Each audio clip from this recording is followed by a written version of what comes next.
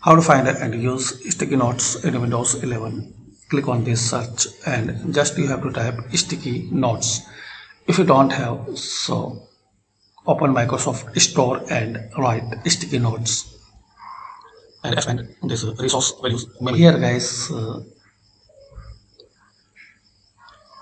to create a new sticky notes, click on this plus icon. Here, once you click, so you can change the color.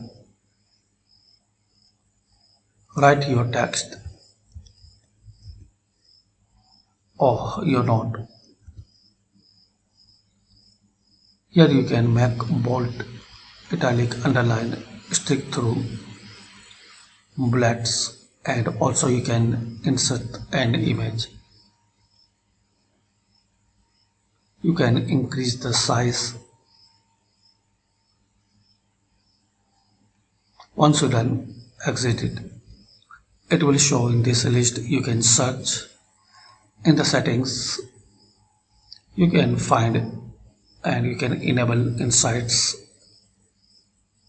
You can enable confirm before deleting, light and dark. Also you can use sync now, so it will sync all the notes in your account. And if you want to delete, click here and delete one. To open it in this list, click open note.